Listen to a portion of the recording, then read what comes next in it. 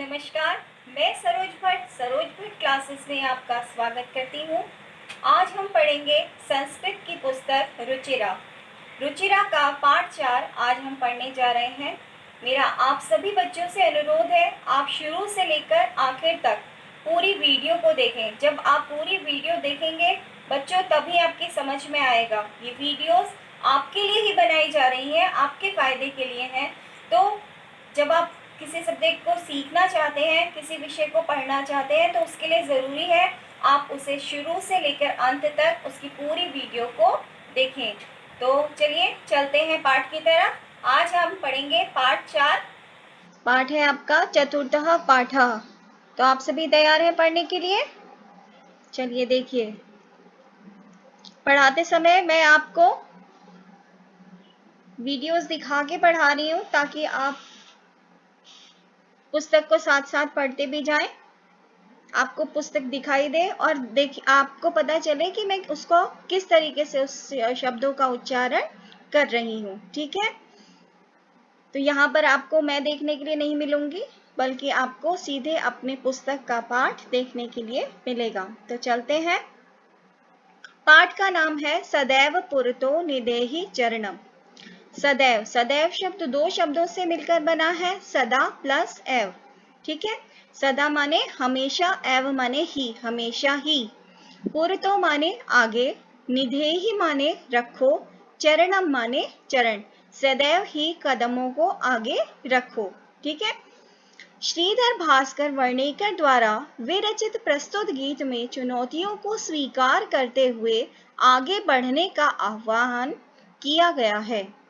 श्रीधर भास्कर वर्णेकर जो एक महान कवि हैं संस्कृत के, जिन्होंने कई कविताओं की रचना की है, तो ये प्रस्तुत गीत भी उन्हीं के द्वारा रचा गया है।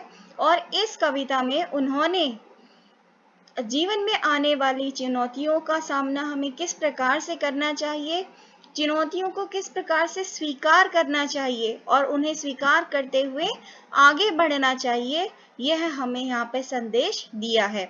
इसके प्रणेता राष्ट्रवादी कवि हैं। प्रणेता किसके लिए प्रयोग किया गया है? श्रीधर भास्कर वर्णेकर जी के लिए। कि श्रीधर भास्कर वर्णेकर जी जो हैं वो राष्ट्रवादी कवि हैं और इस गीत के द्वारा उन्होंने जागरण और कर्मठता का संदेश दिया है। क्या संदेश दिया है उन्होंने? लोगों को जागृत करने का प्रयास किया है। उन्होंने बताया है कि उन्हें हमेशा कर्मरत रहना चाहिए, उन्हें अपने कर्मों की तरफ, उनका जो कर्तव्य है, जो कर्म है, उसको पूरी निष्ठा के साथ उसे उन्हें पूरा करना चाहिए। ठीक है, तो चलिए देखते हैं कविता में किस तरीके से श्रीधर भास्कर जी ने आपको बताने का प्रयास किया है कि व्यक्ति को अपनी जिंदगी किस प्रकार जीनी चाहिए। चल चल पुरतो निदेहि चरणम, चल चल पुरतो निदेहि चरणम, सदैव पुरतो निदेहि चरणम। यानी चल चल माने चलो चलो, पुरतो माने आगे, निदेहि माने रखो, चरणम माने पैर। चलो चलो, हमेशा क्या करना है? पैरों को आगे रखना है। पैर मतलब से क्या मतलब है यहाँ पे? यानी आपको आगे ही बढ़ने के लिए कदम बढ़ाने हैं। कभी भी जिंदगी में पीछे मुड़कर नहीं देखना है, हमेशा अपने लक्ष्य की तरफ लक्ष्य को ध्यान में रखते हुए आगे ही बढ़ते जाना है। सदैव पुरतो निदेहि चरणम, सदैव माने सदा ही, पुरतो माने आगे, निदेहि माने रखो, चरणम माने चरण। तो हमेशा हमें अपने कदमों को आगे ही रखो। तो चल चल पुरतो निदेहि चरणम, चलो चलो आगे की तरफ कदमों को रखो, सदैव पुरतो निदेहि चरणम, कि हमेशा ही कदमों को आगे रखकर आगे को बढ़ते रहो। यानी यहाँ पर कवि के आगे बढ़ने से तात्पर्य यह है कि वो आपको समझाना चाहता है कि जिंदगी में चाहे आपकी कितनी भी परेशानियां आए, आप उनको देख के डरे नहीं, बल्कि हमेशा लगातार आगे को ही बढ़ते रहें। ठीक है, चलिए अब पहला पैरा देखते हैं। गिर शिखरे ननु निज निकेतनम, विनैव यानम नगारोहणम बलम स्वकीयम भवति साधनम सदैव पुरतो निदेहि चरणम। सबसे पहले शब्दों को देख लेते हैं। गिरिशिखरे पर्वत शिखर पर, ननु माने अवश्य ही, निज निकेतनम अपना घर, बिनैव बिनैव माने बिन प्लस एव, बिनैव, बिन का मतलब है यहाँ पे बिना ही, ठीक है। यानम माने सवारी, किसी भी सवारी के बिना। नगारोहण मतलब पर्वत पर चढ़ना है। बलम स्वकीयम, बलम माने ताकत, स्वकीयम माने अपने, भवती माने होती है, साधनम माने तरीका, ठीक है। गिरिशिखरे ननु निज निकेतनम, पर्वत के शिखर पर, गिरिशिखरे पर्वत के शिखर पर, ननु माने अवश्य ही, निज निकेतनम हमारा निकेतन है, यानी हमारा घर जो है वो पर्वत शिखर पर है। यहाँ पर कवि का तात्पर्य घर से लक्ष्य की तरफ है। घर को उसने लक्ष्य कहकर संबोधित किया है, यानी लक्ष्य की तुलना उसने घर से की है। देखिए, किसी भी मनुष्य के लिए सबसे प्रिय होता है उसका घर, यानी वो सबसे पहले कहीं भी अगर वो जाता है तो उसके लिए जब वो वापस लौटता है या उसको जब जाना होता है तो उसका लक्ष्य होता है कि उसे अपने घर तक पहुंचना है, ठीक है। तो यहाँ पर लक्ष्य की तुलना कवि ने घर से की है कि हमें अपने घर पर पहुंचना है, और वो घर कहाँ पर है हमारा, गिरि शिखर पर, ऊंचे शिखर के ऊपर है। तो जो हमारा लक्ष्य भी कैसा है, ऊंचा है, ठीक है। बिनैव यानम नगारोहणम, और बिना यान के, बिना किसी यान के हमें उस पर, पर्वत पर हमें चढ़ना है। नगारोहण मतलब हमें बिना किसी यान के पर्वत पर चढ़ना है। बलम स्वकीयम भवति साधनम, और उसमें हमारे पास साधन क्या है, जो हमारे पास हमारा बल है। बलम स्वकीयम, स्वकीयम माने अपना, बलम माने ताकत, और भवति माने होता है, साधनम माने साधन। तो वहां पर जो साधन है हमारा, वो साधन वहां पर्वत पर पहुंचने का या अपने लक्ष्य तक पहुंचने का हमारे पास साधन क्या है, हमारे पास साधन है हमारा बल, यानी हम अपने बल के द्वारा ही उस साधन को, उस बल के द्वारा ही वहां तक हम पहुंच सकते हैं। हमारे पास मात्र एक बल ही एक साधन है जिसके द्वारा हमें उस पर्वत शिखर पर, उस ऊंचे पर्वत शिखर पर जहां हमारा घर है वहां पर पहुंचना है। इसलिए सदैव पुरतो निदेहि चरणम, इसलिए हमेशा ही आगे की तरफ पैर रखो, यानी लगातार आगे बढ़ते रहो। इसके बाद है,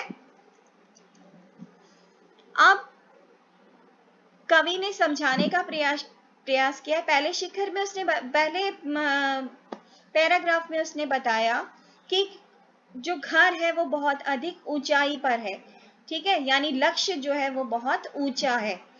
अब कवि दूसरे पैराग्राफ में आपको समझाने का प्रयास कर रहा है कि जो रास्ता है, यानी जो उस घर तक पहुंचने का रास्ता है वो किस तरीके से कितना कठिन है। तो पथि पाषाणा विषमा प्रखरा, पथि माने रास्ता, पाषाणा माने पथरीला है, विषमा माने विभिन्न प्रकार के, प्रखरा माने नुकीले, ठीक है। जो पत्थर है वहां पे विभिन्न प्रकार के पत्थरों से, नुकीले पत्थरों से वो रास्ता कैसा है, भरा हुआ है।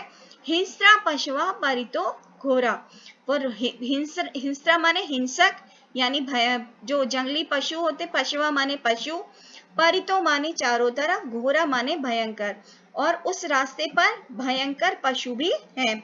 दुष्करम खलु यद्यपि गमनम, और खलु माने अवश्य ही, यद्यपि माने हालांकि, गमनम माने जाना, यानी उस रास्ते पर, दुष्करम माने खतरनाक, या खतरनाक, या ये कह लीजिए कि कठिन, ठीक है, कि उस रास्ते पर जाना हमेशा ही कठिन, अवश्य ही कठिन होगा। तो अब अनुवाद को समझिए, सरल अर्थ इसका क्या है।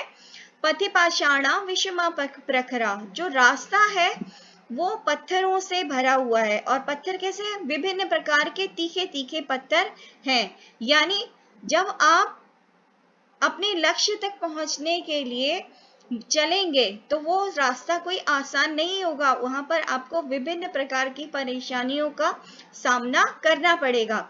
हिंस्रा पशवः परितो घेरा। और कवि बोलता है कि वो जो रास्ता है वो सिर्फ पथरीला ही नहीं है, हिंस्रा पशु, बल्कि वहां पर बहुत से हिंसक पशु हैं। परितो माने चारों तरफ, घोरा माने भयंकर।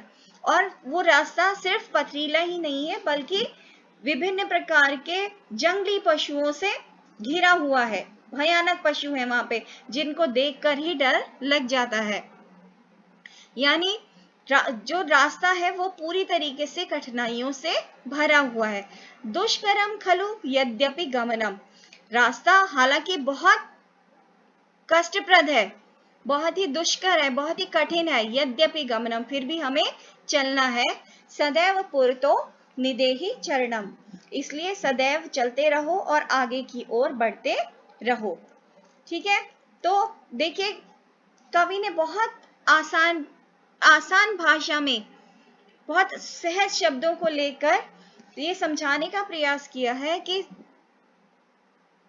जीवन में विभिन्न प्रकार की विपत्तियों का हमें सामना करना पड़ता है, लेकिन जब हमारा ध्येय, हमारा लक्ष्य हमारे पास, हमें याद रहता है, यानी हम अपने लक्ष्य को हमेशा याद रखते हैं, तो हम सभी परिस्थितियों का सामना करते हुए आगे बढ़ते जाते हैं और हमें ऐसा ही करना चाहिए। जहि ही भीतिम भज भज शक्तिम विदेहि राष्ट्र तथानुरुक्तिम कुरु कुरु सततम ध्येय स्मरणम सदैव पुरतो निधेहि चरणम। ठीक है, तो अब यहाँ तक तो रास्ते की बात, घर की बात हो गई, यानी लक्ष्य की बात हो गई, रास्ता कैसा है वो भी बता दिया। अब मनुष्य को किस तरीके से अपनी अंदर की शक्ति को समझना चाहिए और उसे किस तरीके से जागृत करना चाहिए, इन पंक्तियों में कवि ने ये सारी बातें बताने का प्रयास किया है। जिहि माने छोड़ दो, भीति माने डर को, भज भज माने भजो, शक्ति माने अपने अंदर की ताकत को। विदेही राष्ट्रे, विदेही माने करो, राष्ट्र माने राष्ट्र से, अनुरक्तिम माने प्रेम।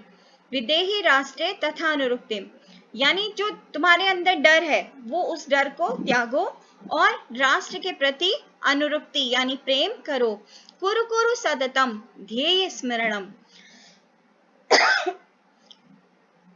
बार बार लगातार अपने ध्येय को स्मरण करते रहो।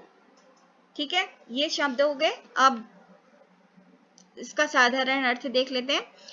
जिहि भीतिम भज भज शक्तिम, यहाँ पर कवि कहना चाह रहा है कि भीतिम, भीतिम माने जो तुम्हारे अंदर का डर है, जिहि ही माने छोड़ दो, जही ही यानी जो तुम्हारे अंदर डर समाया हुआ है उसे छोड़ दो। भज भज शक्तिम, तुम्हें भजना है, भजना है मतलब तुम्हें उस स्मरण करना है, किसको, जो तुम्हारे अंदर की शक्ति है, जो तुम्हारे अंदर विश्वास है, जो शक्ति है, उसे तुम्हें स्मरण करना है।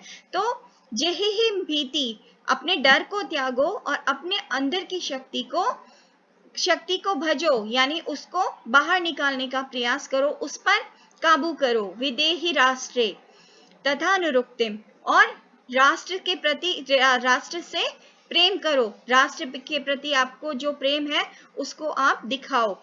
कुरु कुरु सततम ध्येय स्मरणम, और कभी भी अपने जो आपका ध्येय है जो उसको लगातार आप याद करते रहो। कुरु कुरु सततम, कुरु कुरु माने करते रहो, सततम माने लगातार, लगातार करते रहो। क्या करते रहो? ध्येय स्मरणम, अपने ध्येय को याद करते रहो। ठीक है, यानी आपको आपके अंदर जो डर है उसको आपको भगाना है, जो आपके अंदर शक्ति है, जो बल है, जो आपकी आत्मशक्ति है, उसे आपको समझना है, उसे जागृत करना है। राष्ट्र के प्रति जो आपका प्रेम है उसे आपको सामने दिखाना है, यानी अपनी राष्ट्रभक्ति दिखानी है और हमेशा अपने ध्येय को लगातार स्मरण करते रहना है। यानी आप क्या ध्येय के साथ इस पथ पर चले थे वो आपको हमेशा याद रखना है और ये ध्यान में रखते हुए ही आपको हमेशा आगे बढ़ते रहना है। तो ये था आपका पाठ। आशा करती हूँ आपको समझ में आ गया होगा। अगर आपको कहीं पर कुछ परेशानी महसूस होती है या आपको लगता है कि आपको नहीं समझ में आया, तो आप मुझसे पूछ सकते हैं, कमेंट कर सकते हैं। धन्यवाद।